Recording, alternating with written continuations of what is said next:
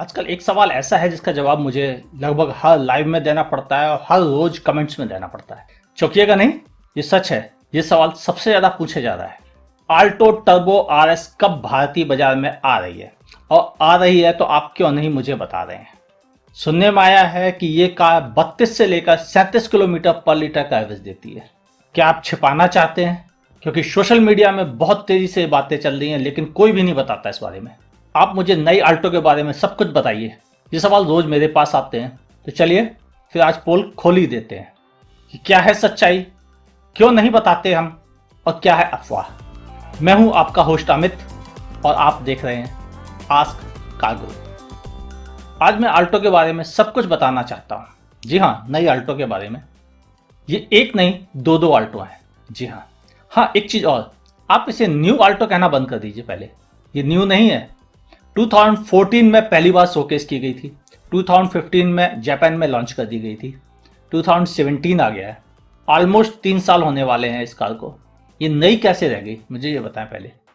दूसरी, ये जो दो कारें हैं, एक नॉर्मल आल्टो और एक आल्टो टर्बो आरएस, मैं आपको आज दोनों ही कारों के बारे में बताता हूँ, पूरी डिटेल के साथ बताता हूँ, और कौन सी भारत में आ रही है और वो क्या एवरेज देगी सब बताऊंगा आपको। आल्टो के बारे में अब कुछ भी नहीं बचेगा, तो पूरा वीडियो देखिए। शुरुआत अपने वही 5 पॉइंट्स के साथ। पहले एक्सटीरियर, फिर इंजन, फिर इंटीरियर, देन स्पेस, चौथे नंबर पे कंक्लूजन, जिसमें सब कुछ शामिल होगा, कुछ भी नहीं बचेगा। तो फिर कंक्लूजन तक इंतजार कीजिए, पूरा वीडियो देखिए, ताकि आप समझ सकें कि सच्चाई कितनी है और कितना फंसाना है। नई आल्टो जो जापान में आती है उसकी लंबाई है 3395 mm, यानी लंबाई में तो वो आल्टो 800, आल्टो केटन दोनों से ही बहुत छोटी है। हाँ, उसका व्हील बेस 2460 mm है, जो यहाँ इग्निस का भी नहीं है, यानी व्हील बेस बड़ा, कार छोटी है। मतलब सीधा सा है कि इंडिया में जब ये कार आएगी तो इसका लुक्स तो बदला हुआ होगा, लेकिन एक्चुअल में वो सेम कार नहीं होगी जो जापान में मिलती है, और ना ही उन सेफ्टी स्टैंडर्ड और उन इक्विपमेंट्स के साथ आएगी जो जापान में आती हैं साथ में। ध्यान से समझें तो ये कार अपने उसी प्लेटफॉर्म पे आएगी जिस पे ऑलरेडी आल्टो केटन आती है, और जब प्लेटफॉर्म नहीं बदलता तो हम उसे नेक्स्ट जनरेशन कार नहीं कहते, उसे न्यू मॉडल कहना ही ज्यादा बेहतर रहेगा। वैसे भी जापान में ऑलरेडी इसको 2-3 साल हो गए हैं, वहां भी अब नए मॉडल के बारे में चर्चा चल रही है, यानी जो मॉडल इंडिया आएगा वो जापान में। चलें इसके डिजाइनिंग की तरफ ध्यान से देखें तो ये कार कुछ पुराने जमाने की कार जैसी दिखती है। जी हाँ, ये सच है कि ये डिजाइन 3 साल पुराना है, लेकिन फ्रंट से भी नई आल्टो जो इंडिया में आल्टो आती है उसके मुकाबले कुछ नीचे ही दिखती है। साइड से जरूर ये बिल्कुल बदली हुई है। साइड से ये कार कुछ इग्निस जैसी फील कराती है, स्पेशली सी पिलर से। पीछे की तरफ जाइए तो आपको बिल्कुल एहसास हो जाएगा कि ये इग्निस की छोटी बहन ही है। जापान में ये कार 15 इंच टायर के साथ आती है, जबकि इंडिया में आते समय इसके टायर साइज 13 इंच हो जाएंगे पहले की तरह। नई चीज ये है कि साइड इंडिकेटर अब आउटसाइड रियर व्यू मिरर में शिफ्ट हो जाएंगे, जो कि इंटरनली एडजस्टेबल होंगे। चले अब इंजन की तरफ। जापान में आने वाली आल्टो टर्बो आरएस 0.6 लीटर की R06A इंजन के साथ आती है। ये एक टर्बोचार्ज्ड माइक्रो हाइब्रिड के साथ आने वाला इंजन है। आप समझ गए होंगे कि टर्बोचार्ज्ड माइक्रो हाइब्रिड के साथ आने वाला इंजन है। ये माइक्रो हाइब्रिड वही टेक्नोलॉजी है जिसे सुजुकी SHVS कहती है।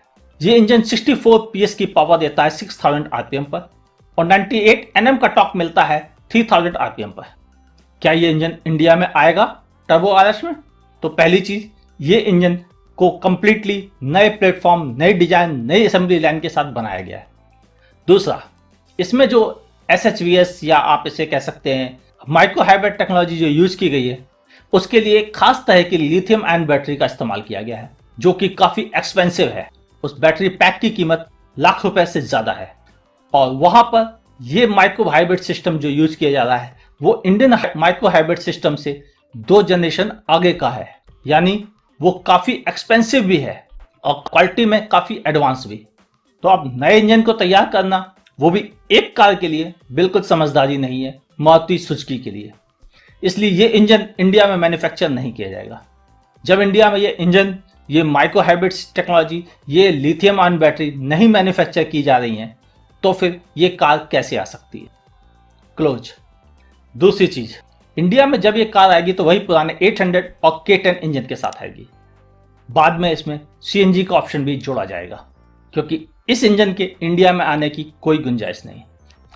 इंपोर्ट करने से पूरी कार की कॉस्ट 30% तक बढ़ जाती है, जो कि कभी नहीं किया जाएगा। खासतौर से छोटी कारों में तो कतई नहीं किया जाता है। और इंडिया में भी जो प्रीमियम कारें आती हैं सिर्फ उनमें ही इंजन इंपोर्ट होता है, जैसा कि मैं आपको पिछले एक वीडियो में भी बता चुका हूं।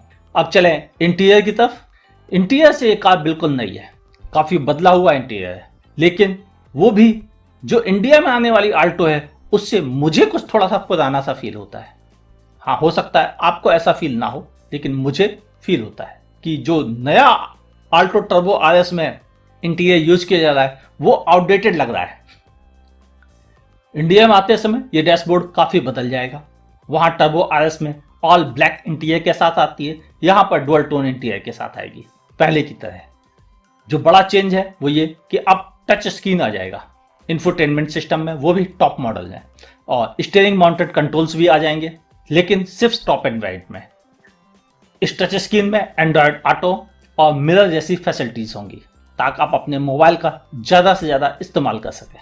कार में पहले की तरह मैनुअल एयर कंडीशनर, ऑटोमेटिक में ये कार AGS के साथ आएगी, जबकि जापान में ये कार CVT ट्रांसमिशन सिस्टम के साथ आती है।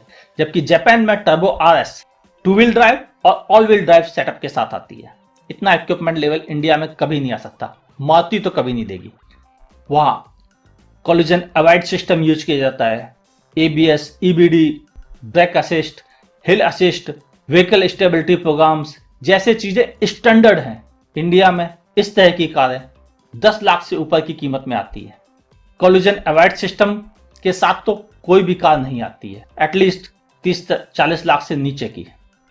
चले अपने चौथे पॉइंट, स्पेस और सेफ्टी की तरफ। स्पेस इस कार में सिमिलर ही रहेगा, कोई चेंज नहीं होगा। सीटिंग का स्टाइल, लुक्स थोड़ा बदल जाएगा, जिसकी वजह से सीटें थोड़ी पतली हो जाएंगी, तो पीछे की सीट में स्पेस आपको बढ़ा हुआ फील होगा। ये बहुत मार्जिनल होगा। हाँ, सेफ्टी के तौर पर इस कार में ABS, EBD और डुअल एयरबैग के ऑप्शन होंगे, लेकिन टॉप एंड वेरिएंट में केवल। बूट स्पेस पहले की तरह सिमिलर रहेगा, इसमें कोई चेंज नहीं आएगा। अब चलते हैं कंक्लूजन की तरफ। फिलहाल पूरा वीडियो देखकर आप समझ गए होंगे कि ये आल्टो टर्बो RS इंडिया में नहीं आ रही है और आ भी नहीं सकती है, तो फिर इस बारे में अब बात करने का कोई फायदा नहीं। अगर आती तो इस कार की कीमत 8 से 9 लाख रुपए होती और कोई भी व्यक्ति इस कार को नहीं खरीद सकता था, और उसमें भी वो इक्विपमेंट लेवल नहीं हो सकते थे जो कि जापान में आते हैं। इसलिए मारुति सुजुकी समझदार है, उसे पता है कि मारुति आल्टो केवल मास प्रोडक्शन के लिए है। ये उन लोगों के लिए कार है जो कार एक्चुअल में अफोर्ड करने की तरफ कदम बढ़ा रहे हैं। ये उनके लिए नहीं है जो कार खरीदते रहे हैं रेगुलर। इसलिए इस कार की कीमत को कम रखना उसकी जरूरत है, मजबूरी भी है। चूंकि अब ये क्लियर है कि नई आल्टो आएगी तो वो नॉर्मल आल्टो ही होगी जैसी कि इस समय आ रही है। चूंकि कार के इंजन में कोई बदलाव नहीं है, इसलिए ये कार एवरेज भी लगभग वही देगी जो पहले से देती आ रही है। हाँ, नए सिस्टम की वजह से, नए डैशबोर्ड और सीटें और बम्पर की वजह से इस कार का वजन थोड़ा सा कम हो जाएगा, और ये कार अपने 800 सीसी पेट्रोल मॉडल से सिटी में 14 to 16 किलोमीटर पर लीटर और हाईवे में 18 to 22 किलोमीटर पर लीटर का एवरेज दे देगी। वहीं इसका K10 इंजन सिटी में 14 to 16 किलोमीटर और हाईवे में 18 to 22 किलोमीटर का एवरेज आसानी से दे देगा। यही एक बड़ी वजह है कि मैं सबको रिकमेंड करता हूं कि आप प्लीज अपना बजट इंक्रीज करके K10 इंजन लीजिए, क्योंकि उसकी परफॉर्मेंस बेहतर है और फ्यूल एफिशिएंसी लगभग 800 के बराबर ही है। हाँ, अब जो बड़ा सवाल जिसके लिए सब लोग उछल जाते हैं इंडिया में, वो है एवरेज। कि सुनने में आया है कि ये कार 32 से 37 किलोमीटर पर लीटर का एवरेज देती है। बिल्कुल वहां पर यही एडवर्टाइज किया जाता है, और वहां की लैंड एंड ट्रांसपोर्ट मिनिस्ट्री यही एवरेज शो भी करती है। और आल्टो का एवरेज 32 से लेकर 37 किलोमीटर पर लीटर का है, जैसा कि इंडियन ARAI भी सर्टिफाइड करती है। लेकिन ये बात समझ जाएं कि इंडिया में आने वाली स्कूटी का भी एवरेज 37 किलोमीटर पर लीटर नहीं होता है, तो फिर एक कार से उम्मीद रखना गलत है। दूसरी चीज, वो इंजन, वो सिस्टम, वो माइक्रो हाइब्रिड टेक्नोलॉजी और वो फ्यूल क्वालिटी इंडिया में नहीं मिलती है। यानी कार का एवरेज 32 और 37 के सपने देखने वाले गलत सपने देख रहे हैं और अफवाहों पर ध्यान ना दें। इसीलिए लोग सबसे ज़्यादा कंफ्यूज हैं, क्योंकि इंडिया का कोई भी बड़ा मीडिया हाउस ने आज तक कभी ये खबर नहीं दी कि इंडिया में टर्बो आरएस आ रही है। इंडिया के किसी भी बड़े रिस्पेक्टेड यूट्यूबर्स ने ये खबर नहीं दी कि ये आल्टो टर्बो आरएस इंडिया में आ रही है, क्योंकि ये कार एक्चुअल में नहीं आ रही है। जब आएगी नहीं तो कोई भी रिस्पेक्टेड व्यक्ति ऐसे खबरें नहीं उड़ाएगा। ये अफवाह उड़ाई है उन छोटे ब्लॉगर्स ने, उन यूट्यूबर्स ने जिनका कोई फेस नहीं होता है। वो सिर्फ स्लाइड बना के उस पर नीचे लिख देते हैं आ रही है 3 लाख रुपए में, 60,000 रुपए में।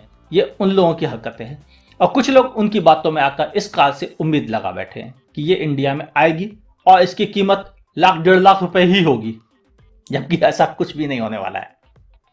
इसीलिए मैंने डिमांड पर आपको आल्टो आरएस के बारे में डिटेल भी दे दी और यह भी क्लियर कर दिया कि ये कार नहीं आ रही है।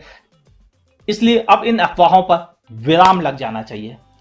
इंडिया में आल्टो आएगी, लेकिन वो नॉर्मल आल्टो होगी जैसे कि पहले से आ रही है और इन्हीं इंजन वेरिएंट के साथ आएगी। थोड़ा वजन कम होगा जिसकी वजह से पिकअप भी बेहतर मिलेगा आपको और एवरेज भी माइनर सा बढ़ जाएगा, लेकिन वो 32 और 37 नहीं होगा।